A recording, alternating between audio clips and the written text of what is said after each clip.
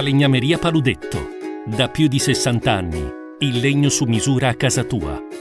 Dottor Michelangelo Beggio, per prima cosa, quali sono le differenze nel trattare un paziente, per così dire, comune e nel trattare invece un atleta, soprattutto se agonista?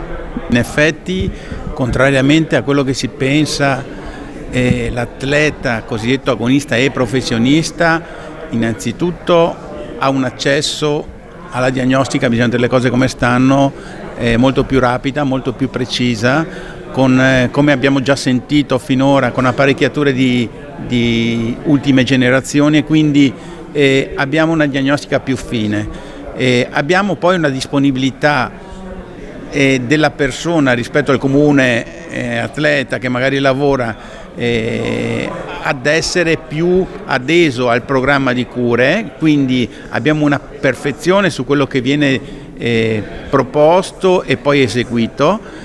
E inoltre non dimentichiamo che l'atleta di alto livello ha comunque qualcosa di diverso rispetto all'atleta non di alto livello, perché se è arrivato a certi punti spesso anche il DNA è diverso e la loro struttura fisica è diversa. Io ho modo di dire spesso curo i sani, no? Curo persone che fisicamente sono dotati e quindi sono anche più facili da seguire, ecco.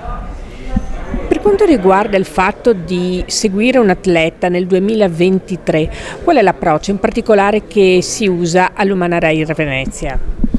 Allora, innanzitutto la prima considerazione da fare è che la cosa che rimane importante, così come era tanti anni addietro, è la valutazione clinica, cioè tu medico clinico visiti il tuo paziente e orienti così quello che tu devi fare poi dal punto di vista della diagnostica. Quindi grande attenzione clinica e poi accesso rapido logicamente alle diagnostiche e alle cure. Però di base l'attività delle tue mani e della tua testa sono la cosa importante iniziale, che sia nel 1900 che sia nel 2023.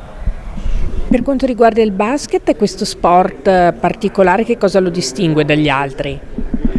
Come hanno detto prima anche i miei colleghi, bisogna fare una considerazione innanzitutto che è uno sport che ha tanto contatto fisico e quindi si espone comunque a un trauma. La bontà, fra virgolette, che comunque ha delle interruzioni, per cui l'atleta che ha un problema in campo può essere fatto uscire dal campo e viene fatta una valutazione che poi ti permette di avere già un'idea e possibilità di riprendere o meno, e quindi rispetto ad altri sport ti permette questo, ecco.